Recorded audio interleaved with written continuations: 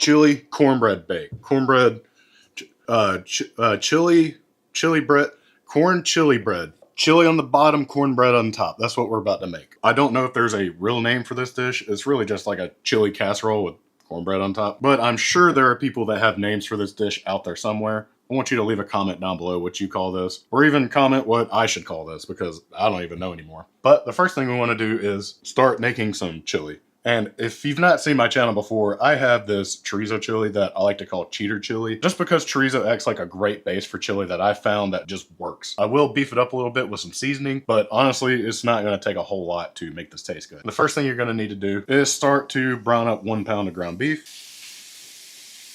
And while that's browning, initially, I'm going to add just a big pinch of salt. This is probably about a 1/4 teaspoon to this, just to get some insurance to know that my ground beef will be seasoned well.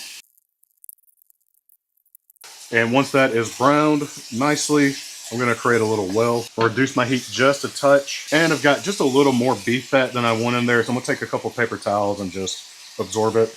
You can always drain this if you want to. Just be careful if you choose to do this. For the chorizo, I'm going with this cacique beef chorizo. This is a 9-ounce tube, and I will add all of it to my pan and start breaking that up. You'll probably notice that it's mostly rendering more than it is browning, which is fine. That's what we want. I like to look at the chorizo as more of like a chili starter than a meat.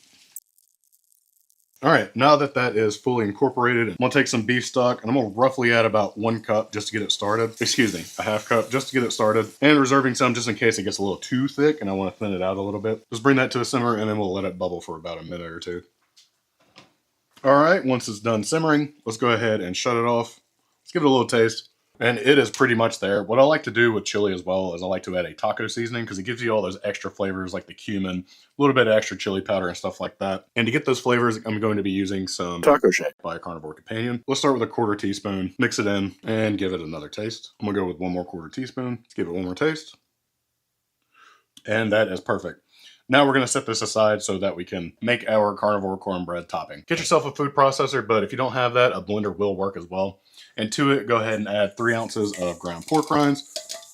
If you don't have ground pork rinds, feel free to use whole pork rinds, which are just the unadulterated state of ground pork rinds. And to this, I'm going to be adding a 6-ounce chicken breast. Feel free to use ground chicken if that's what you have. Just break it up into the food processor. To this, we are going to need to add 3 eggs, which is roughly $6,000 if you're watching this anytime after this video was posted. I can only imagine how much they are now. God, they're probably up to like $25,000 for a dozen eggs.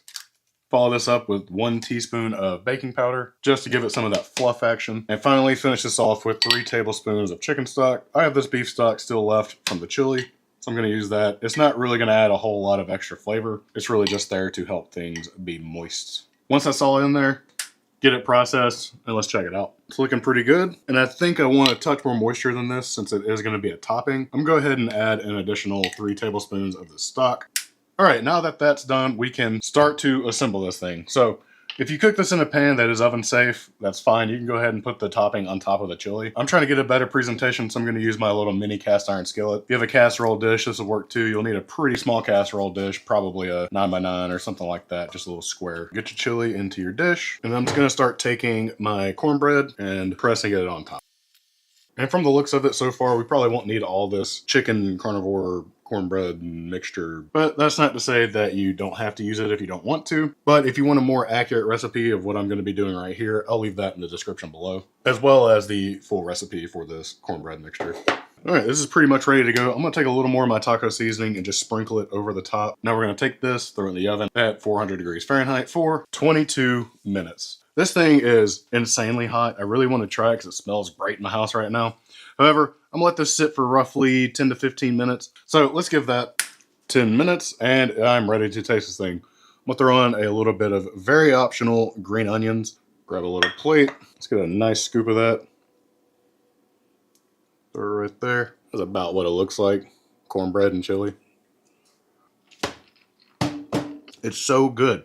The cornbread surprises me every single time I make it. But the chili with it It's almost creamy. The cornbread has a little bit of crunch and a light chew to it, but it's also got some grittiness going on with the cornbread topping, and it's just so good. And if you're interested in supporting the channel, the best way to do so is going to CarnivoreCompanion.com. You can use the code CarnivorousChef to save 15% off at checkout, and if you sign up for our email list, you'll be the first one to know about new deals and offers, as well as new products. Hey there, my meaty friends. This is Reed, aka Carnivore Chef. So what do coffee, red wine, and beef have in common? They all taste really good together. What, did you think I was going to make a witty joke? Sorry to disappoint, but this is a cooking channel. I'm here to bring you the highest quality ingredients possible and make them into a dish. With that said, let's take a plastic cup filled with OK coffee and run some boiling hot water through it. For this recipe, you'll need 16 ounces or 2 cups of coffee, preferably a dark roast. Next up, we'll need some sort of beef roast. I personally love to get chuck roast because of the marbling and connective tissue, but something like a sirloin tip roast would work well here too. No matter what you get, you're going to want to cut it into nice bite-sized pieces. If you have a large chunky piece of beef like this, just make some nice strips and then spin that meat around and dice her up. You'll know you have good cubes if you could build a basic pyramid. If your pyramid stands, continue on to dicing the rest of your beef. Okay, let's grab a 4-quart pot and place it over high heat. Toss in about 1 tablespoon of butter and maybe half our beef. This is the beginning stage of building our flavor by creating a fond at the bottom of the pan. Give this a hard sear for maybe 3 to 5 minutes or until the beef looks like this. Yeah, nice and seared. Scoot all this to the side and pour in 2 cups of red wine of your choice. I went with a halfway drinkable Cabernet Sauvignon. Bring this to a boil to cook off the alcohol while simultaneously scraping the bottom of the pot. You'll know the alcohol is burned off when you can waft it in your face and not cough your ass off from the fumes in the alcohol. Once it's boiling, throw in the following: 5 cloves of garlic, 2 cups of coffee, the rest of your beef, 1 quart of beef stock,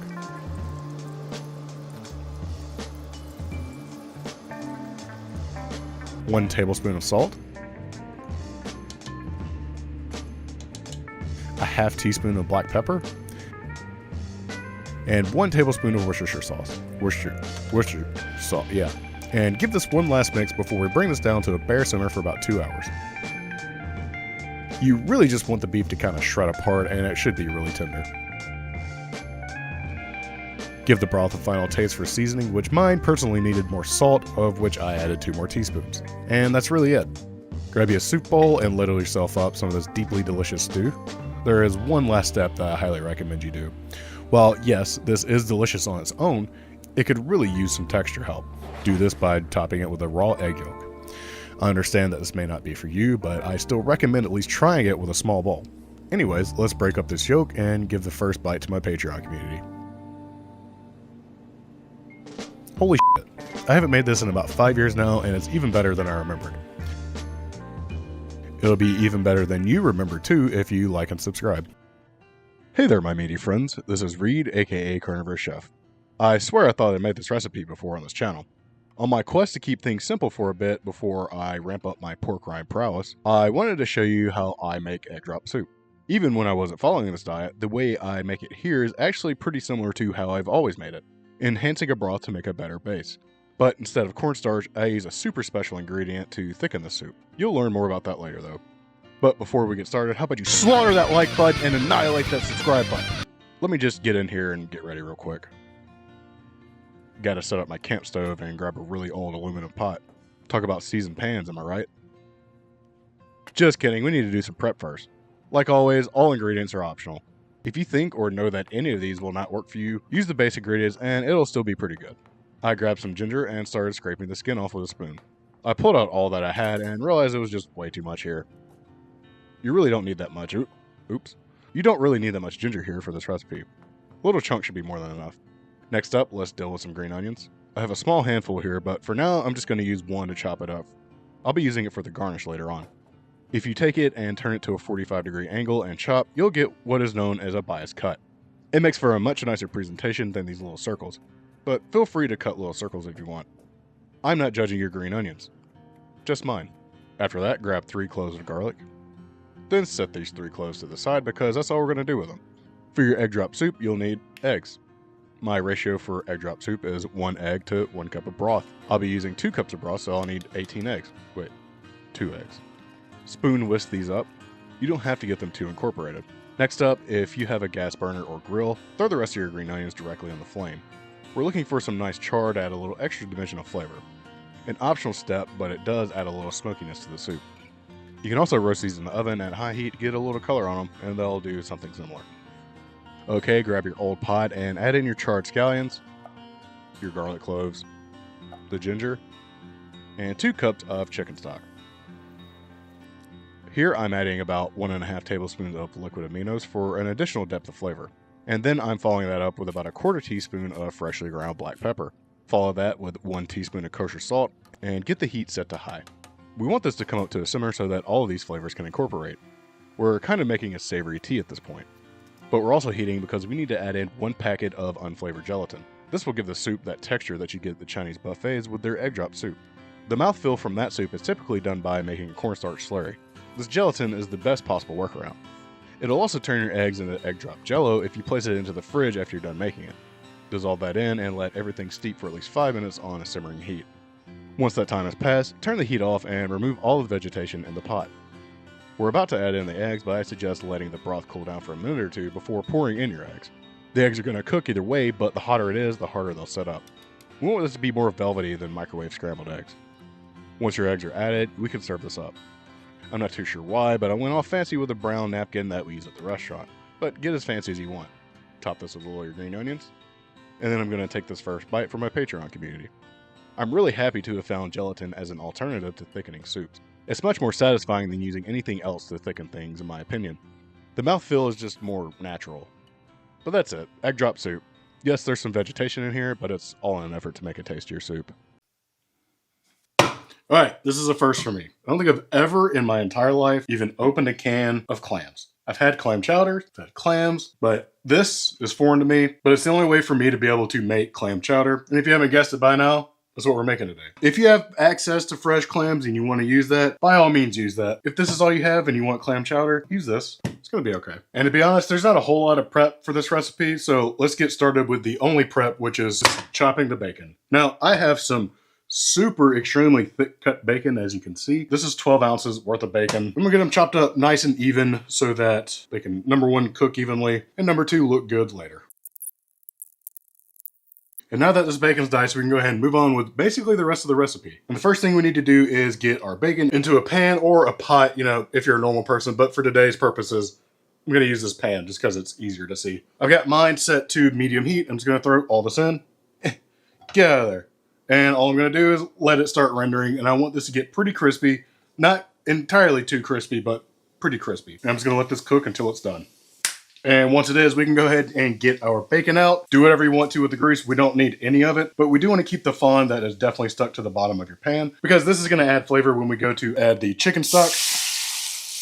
There's 1 cup's worth that I made from chicken base, or better than base, it looks like this. Just get that in there, and then we can immediately add in about 1.5 cups of half and half. And all we're doing for this clam chowder is making a fortified broth that we will thicken with cream cheese, which we'll do in a bit. But I do want to get this seasoned up the way I want to. And to start, we're going to add in 1/4 teaspoon of celery salt, 1/2 teaspoon of onion powder, about 1/4 teaspoon of thyme, maybe about 1/8 teaspoon of oregano. I don't have any, so I'm using Italian seasoning. It's close enough. And that's it for now. I want to get this to a simmer before I add my salt and pepper and all the other stuff. So just get this mixed in. And if you want to use a whisk, go ahead and do that and get it all mixed together. And as soon as you start to see any type of bubbles going on, you want to add in 1 block of cream cheese, which weighs about 8 ounces or half a pound. Just break it up into your soup and just simply mix that in. What's going to happen is the cream cheese is going to melt and it will thicken this significantly. Usually when you make a clam chowder, you make a base of it with a roux to thicken it, but we're obviously not doing that. And the cream cheese is mostly just taking the place of that, but it's also going to add some flavor to it. Just mix all the cream cheese together until it's completely melted and starting to look pretty thick like this. As soon as you see more bubbling happening after the cream cheese is melted, we'll add in 2 of these 6.5 ounce cans of chopped clams, or about 12 to 14 ounces of fresh clams. And I do want to use the juice too. That's going to add the flavor. Let's get that stirred in and let it come back to a light simmer. And once it is, we're going to take half of our cooked bacon and throw it right in. Get that mixed in as well. And you may have noticed that I've not added any salt or pepper or anything like that. That's That's because I'm adding additions of things that are already salty, like the celery salt, the bacon, the cream cheese, the clams even have some salt in them. So once the bacon's in, we can finally give it a taste for seasoning. And to keep it super easy, we're going to use some of my seasoning, steak dust, from my company, Carnivore Companion. It just has all the salt and pepper and the garlic and all the things like that I want in here. So I'm going to use that. But down below in the description, I will definitely add a salt and pepper and garlic measurement for those that don't have this or don't want to use it. I added a half teaspoon just to mix in. I'll taste it again. So I add a full teaspoon of that, and it is now boiling. So I'm just going to go ahead and turn the heat off. It's plenty hot. And that's pretty much it. It's basically a clam and bacon soup with no flour, no potatoes. If you're looking for something that's comforting and familiar, I think you'll probably like this. Either way, I'm going to pour myself up a bowl and just give it a taste. I added some extra bacon to it as well as some green onions, and it's smelling damn good. We've done it again. Now, is it like the quintessential clam chowder? Absolutely not. There's nothing in this to like make it super duper thick. But what it is rich, it's very hearty, and it's comforting. And I've seen in my comments that people want something like this, and this might be something you just might not have thought about in a long time. And it's getting to be cold outside, and I think it's a great time to make some new soups. The flavors are great. That's really all I can say about it. This is really good. Just try it out. See you next time.